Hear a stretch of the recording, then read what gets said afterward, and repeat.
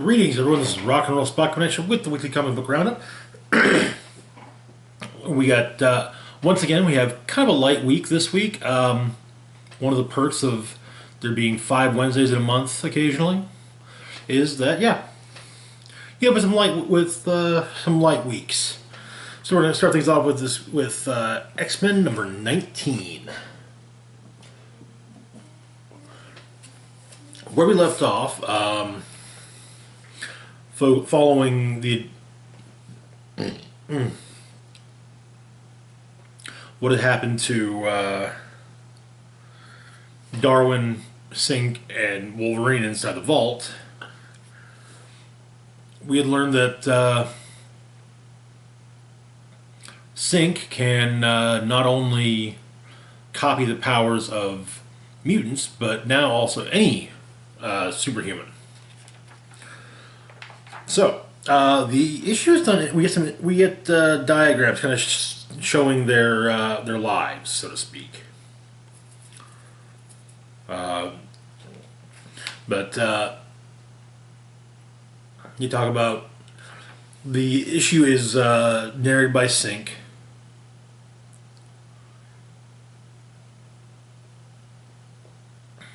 And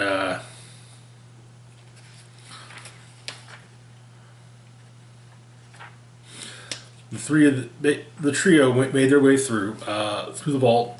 We get timelines, kind of pointing out we get the timeline for each of them, pointing out, starting off with things involving all three. Eventually, it splits, or points where it splits into, okay, this is just with Sing, this is just Wolverine, this is just Darwin, but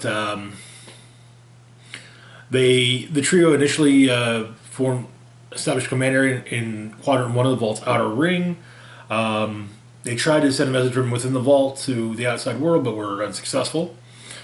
They attempted to breach the temporal bubble to synchronize the time difference with a forge-built chronometer, which was also unsuccessful. There was the adaptations of Darwin made them realize that the internal-external time passage is not consistent or proportional. There was an inversion of time debt. One of the children of the vault, Horadar, was encountered by the recon team, giving Sink the ability to teleport the team. Horadar's DNA was preserved in a stasis pod for future use. They successfully mapped Quadrant 1 of the vault, finding and locating food processors, equipment dumps, and power nodes. Then they did the next couple quadrants, bypassing Quadrant 4 to proceed into the inner ring. They found the city brain, as well as the child replication generation center. And then they were found. We also get some details like how there were genetic sniffers built into much of the architecture of the city, and so his body adapted to shed a field of child gene replica to mask their comings and goings. They would, over the time they were there, learn to either recognize, avoid, or disable and fool them.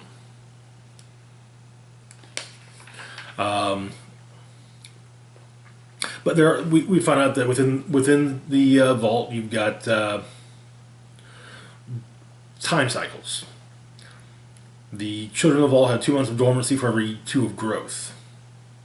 So during one of their seasons at night that the recon team discovered where they were located, and basically did some reconnaissance on them. So additional points of the timeline. Misdirection invasion by mutant recon team. Darwin's DNA was recovered and preserved by the city. Second command control area established in Quadrant 3 of the vault's outer ring. Tactical assault by the recon team. Discovery of child classes and evolutionary plan. Escape from the vault attempted. Discovered the vault shield which was directed after mutant entry. Entering a path through the shield results in physical damage from the shield burners and loss of mutant ability due to dampers. Duration unknown. Multiple breaches. They try to breach the shield multiple times and fail. The recon team is trapped inside the vault. They fracture. Wolverine hunts alone. Sync finishes construction of a stasis system to preserve accumulated child DNA. Darwin evolves, adapting for isolation. The team reforms. The assault is planned and fails.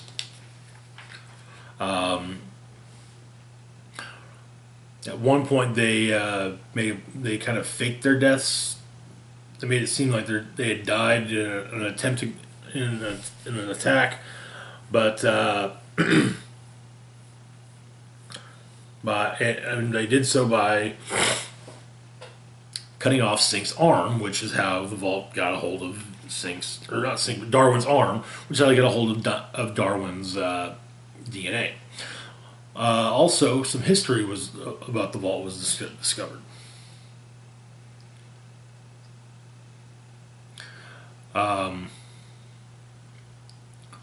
Explaining that years ago, the X-Men had an encounter with the Children of the Vault. That was the first gen. From the defeat at the end of the X-Men, the Children of the Vault learned that they too had to evolve, and the second generation were produced. They were captured, dissected, and repurposed by Orcus as potential weapons around the creation of Krakoa. However, one of them, Serafina, escaped, and when the city learned their fate, decided that a third generation was needed. It's supposed to be the third and final generation before being released from the Vault to claim the Earth as their own. They learned what it was needed, and now it's time to return home. But the recon team ages because to explain the Vault right quick, it's kind of a time dilation thing going on. It's like for every so long inside the Vault, for so long outside the Vault, like a day in the real world is like months within the Vault. But eventually, the team realized that it was Sync who the Vault wanted.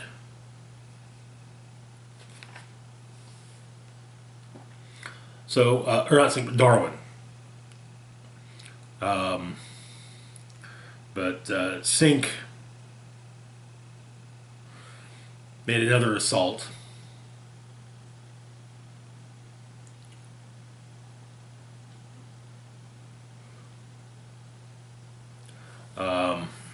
And in fact, even went dormant.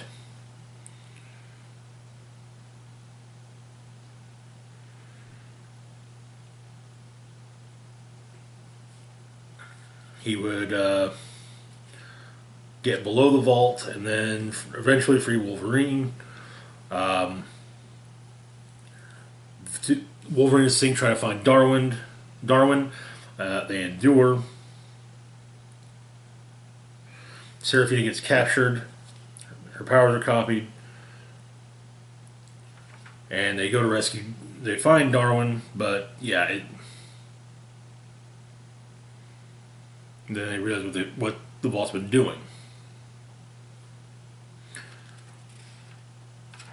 But yeah, he and Wolverine became very close, obviously. They also managed to get the data. They did manage to get part of the data core, which basically maps out what the Vault plans. Basically, continually evolving the children. It does appear that Darwin is also dead. But so Darwin gets destroyed. Sync and Wolverine make their escape. They leap through a shield, which causes them pain and turns their powers off briefly, but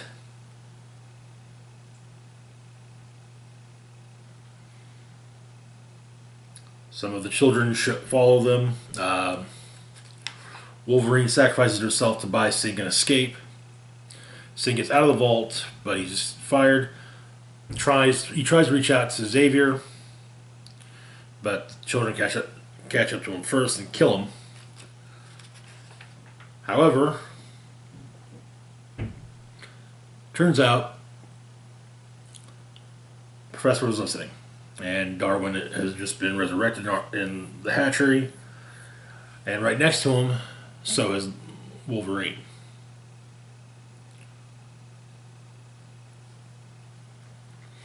But also, it's fairly clear that he's definitely quite taken with Wolverine, and he actually states that while his father told him when he was young that loving someone means you die for them,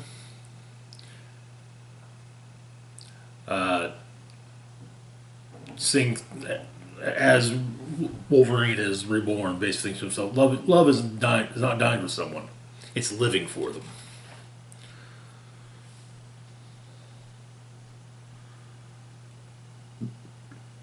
But and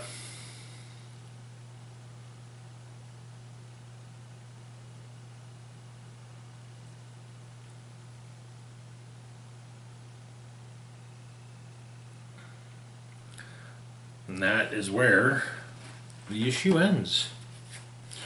Which brings us to our next book of the week, X-Men Legends, number 2. Where we left off in X-Men Legends number 1, Adam X, the Extreme, whose mutant power is being the living embodiment of comic books in the 1990s. Okay, not really, but yeah. He can superheat the electrolytes in exposed blood. But yeah, anyway.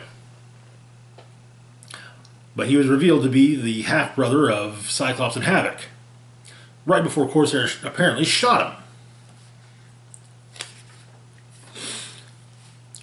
him. Meanwhile, also, Shi'ar operative Eric the Red had kidnapped the grandparents of Cyclops and Havoc, hoping that a swap could be made for Philip Endeavor Summers and Adam X. Well, turns out that Corsair did shoot Adam in the head.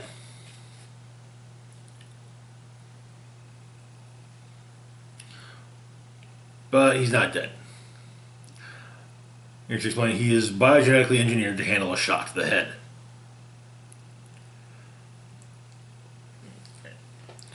And in his head is a mass of erector pilot muscle fibers.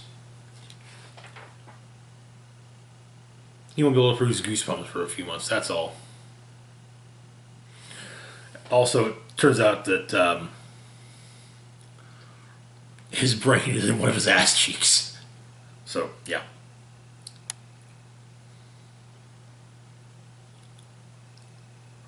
But we learn the origin of Adam X.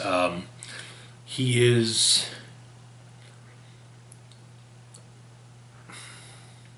born of Cyclops and Havoc's mother's genetic material. So technically not a Summers, but yeah, close enough. Havoc, of course, loves this because now he's not the youngest one. But they talk about how when at the end of Dickens' reign, his followers went into hiding, and then eventually Eric the Red showed up and demanded Adam X. Adam's caretakers refused. Big assault, and his caretakers definitely sacrificed themselves so that Adam could escape.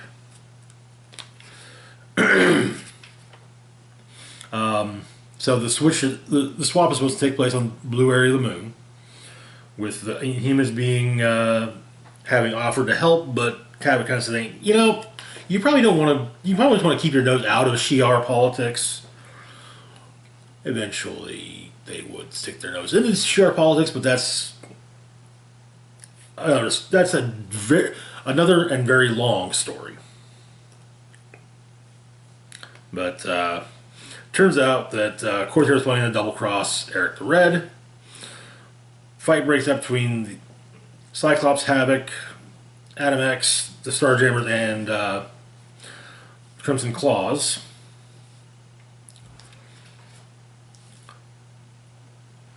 With Adam using his powers on all of them. But it turns out that, yeah, there's a contingency plan. The Imperial Guard. And it's kind of, okay, so what are we going to do about Adam X? He's kind of sort of a potential heir to the throne. Him being in shared space would cause a civil war.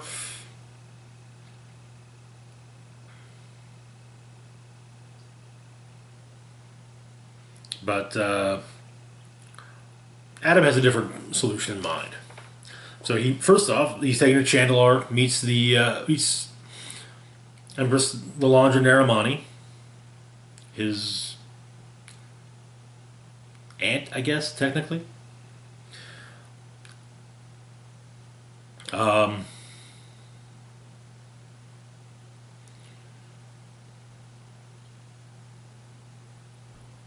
But she states he's problematic, but she understands she has nothing to fear for. There's nothing. He has done nothing to threaten her throne, and he deserves a right to peace. So the idea he had in mind is granted. Basically, everyone who was involved gets their memories wiped by Oracle of the Imperial Guard, the most powerful telepath in the Imperium. But before that happens, Cyclops at least takes a moment and hugs his half-brother before he forgets who he is. And back on Earth, Adam ends up back at the farm that he was at in the beginning of the first issue, where he offers to become a field hand. And that is where... And the issue ends with... it's explained that with their memory wipe, everyone involved, if they're within, if Adam is within proximity to Corsair or Cyclops or Havoc or various members of the Imperial Guard, both Adam and whoever it is he's near will have a slight headache. But it turns out that Mr. Sinister is watching Adam. And Eric the Red, I think, is watching Sinister. We also get a handy-dandy diagram of the Summer family tree.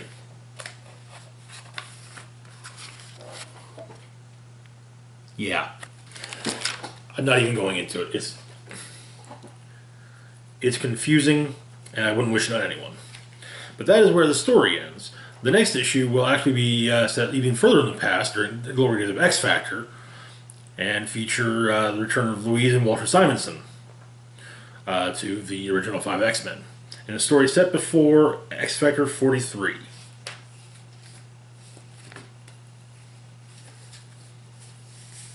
Which brings us to our next book, Captain America number 28. So where we left off, a rally that seemed to be an anti-Captain America rally went wrong with it when a dirty bomb went off. And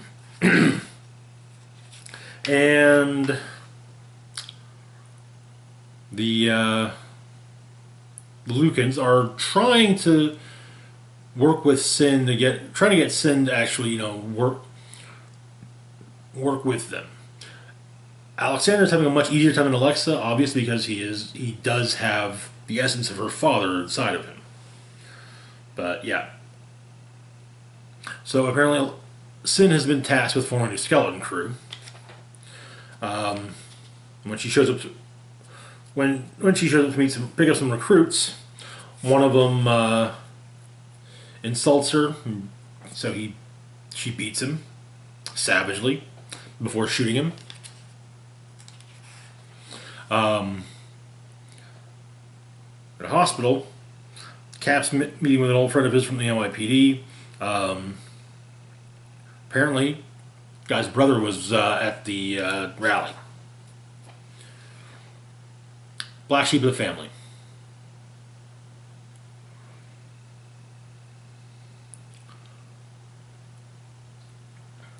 got into all of it on the internet.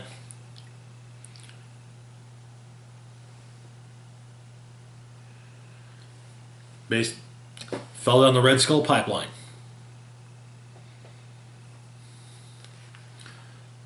And we also get an idea of what it is the bomb is doing. It's deteriorating the DNA of the. Where's the explanation?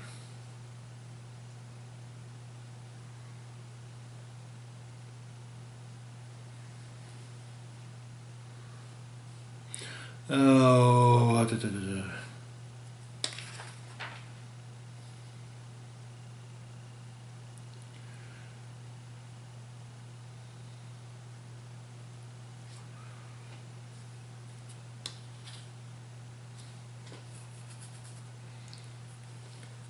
either way, their cells are being pulled apart. Turns out, and the Lucans are Alexander Lucan's talking with Sin about who's in Chicago about her mission. Turns out there are riots in Lansing, Austin, Annapolis, Sacramento of Red Skull acolytes, along with one in Chicago.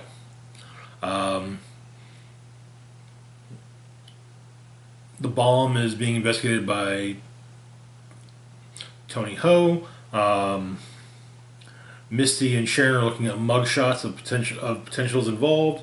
Turns out the bomb is part tech, part magic. And Agatha Harkness is the one that figures it out.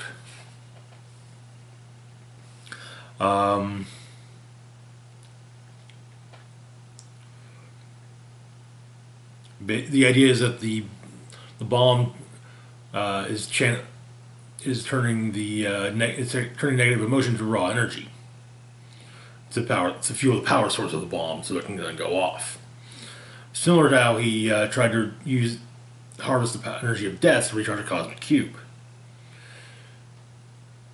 But Cap's worried there may be more of the bombs out there, but Agatha's a little skeptical, thinking that these everything you need for this are very hard to come by, very rare. You're not gonna find too many, if you find any at all. But they do learn that yes, Sin was there, or at least they learn of Sin's involvement. Cap and Sharon go to handle things. Cap fights Sin while Sharon's trying to make sure there isn't a bomb. But Sin cuts Cap's leg with the poisoned blade and is able to beat the hell out of him. And some of her skeleton crew shows up and piles on the beating. While Sharon shows up to rescue Steve, and Sin escapes. But she explains that later, after bandaging Steve up, she explains to him, they're not that Skull, Sin, the skeleton crew, all them, they're not trying to kill Cap. They're trying to kill the idea for which Cap stands for. And that is where the issue ends.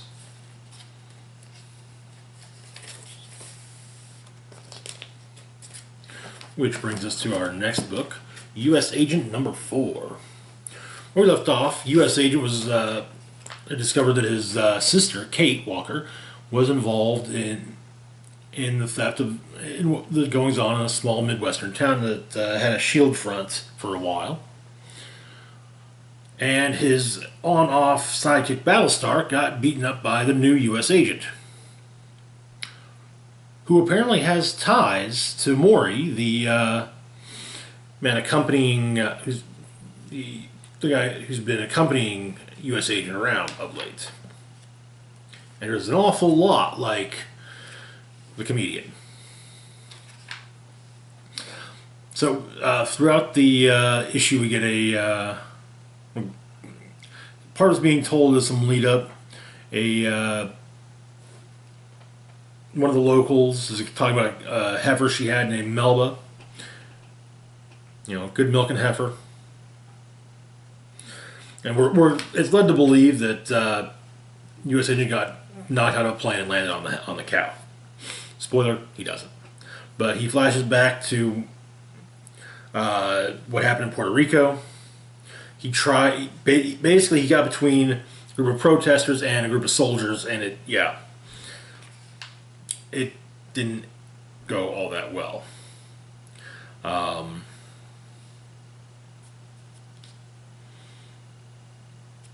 Didn't help that there was also a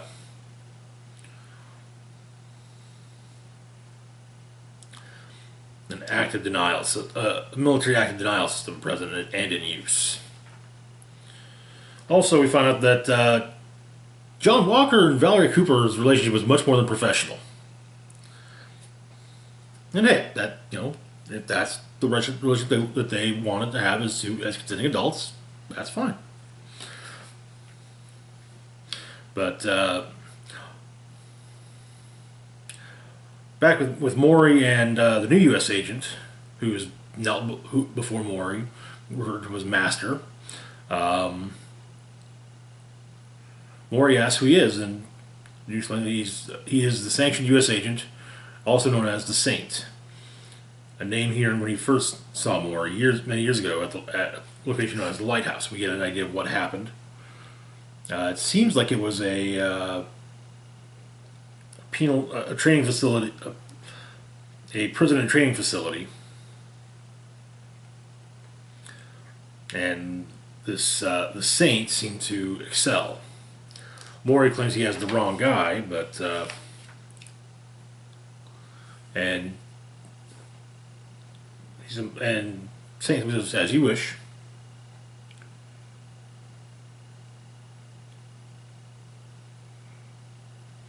But Maury does try to find out what it was Battlestar did to earn a beating up from U.S. agent.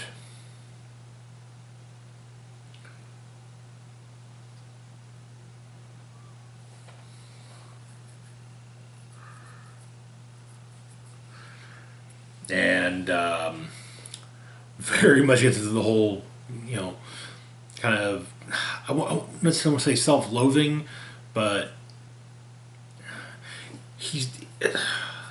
it's very clear he's the kind of person who,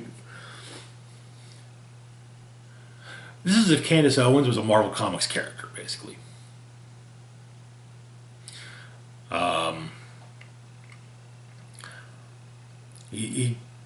He's accused of hating black people, and he states that he loves America, loves Americans, all races.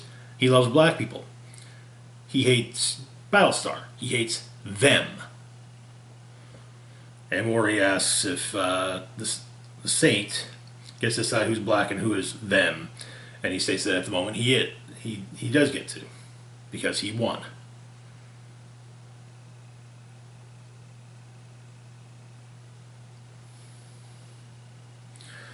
But it does appear that as the Saint walks away, he's shrinking. Also, his mustache seems to have vanished.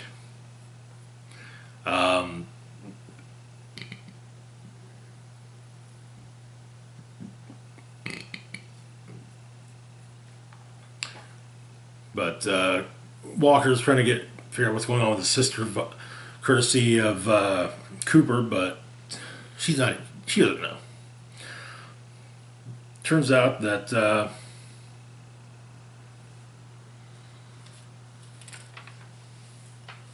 Kate and this new U.S. agent are using the same source for powers. Source which, when injected, it seems to be it's kind of implied to be the power core of the old helicarrier she's stolen, but I don't think it is. We also find out that he basically bought the U.S. agent name. Discuss his plan with Kate. U.S. agent comes upon Maury and Battlestar, convinces Maury to take Battlestar to a hospital, and Maury mentioned that there's another U.S. agent running around, and it's possibly that this new U.S. agent was trained by Maury.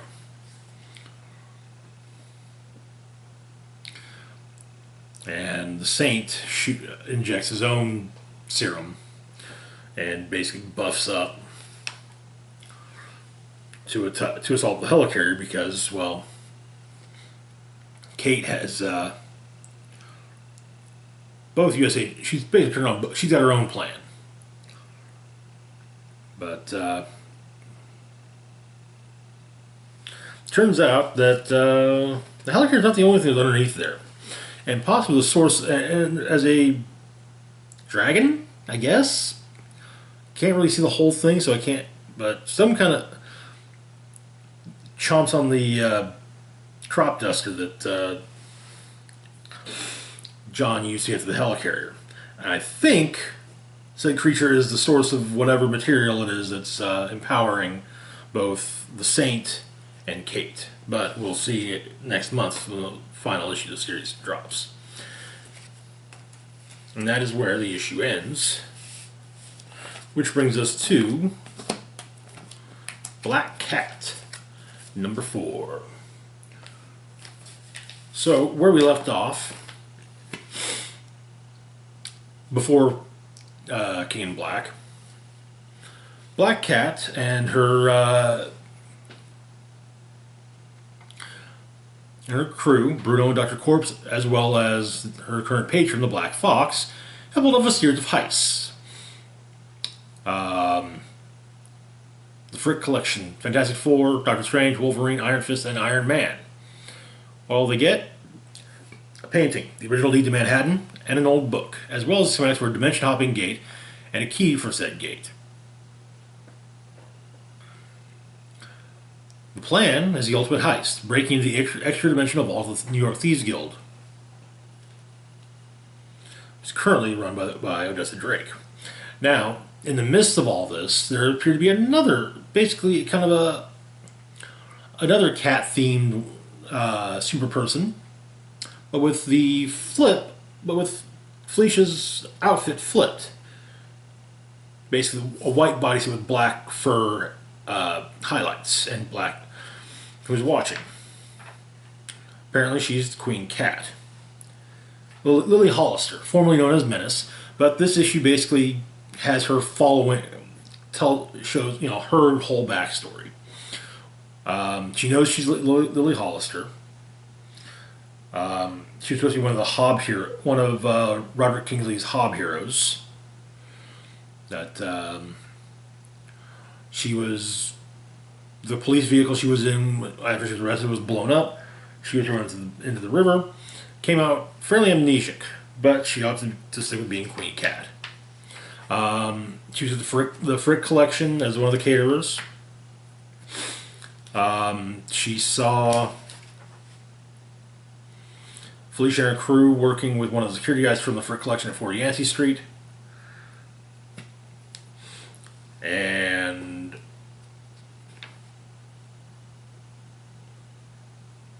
eventually tailed around Bruno and followed him to Jersey. Fought Black Fox. And then stole from Black Cat. Bruno and Dr. Corpse showed up. Lily got hit with a beanbag and ran right into Felicia. They discussed it. And, hey, he's like, it's cool, alright? You're trying to reinvent yourself? Hey, great.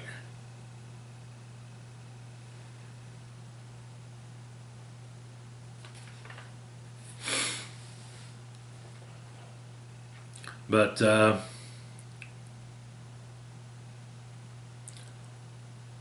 first, Black Cat suggests, hey, maybe go back to being Lily Hollister, you had a decent life, go back to that. But Queen Cat doesn't want to go back to being Lily. And would rather die than go back to being Lily Hollister. And so, Black Cat says, well, most people say you're crazy. I mean, you should be here in an ongoing identity crisis. Kind of yikes, but hey, I dig it. So she was a while back. She was in a bad way, did a lot of bad things, hurt a lot of people, and if someone wants to change who they are, she's always for it. So she tells the Queen Cat to go on and be a superhero, and it's got her blessing. But she also does state that you did steal from me though, and beat up Black Fox, and there is a price that comes with that, and so she does get smacked around. But she gets left a note and a Polaroid of Felicia posing with her unconscious.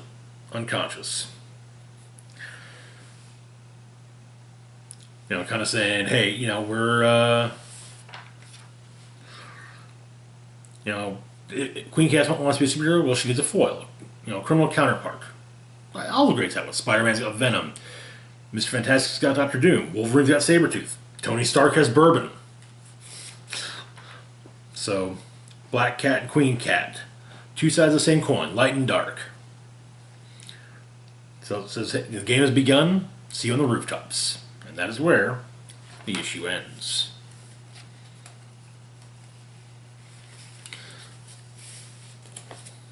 And that's to do it for this section of the roundup. As always, feel free to like, share, and subscribe. Links to my Facebook, Twitter, Patreon, and PayPal can be found in the description box down below. This is Rock and Roll Spock signing off, saying, live long and rock hard.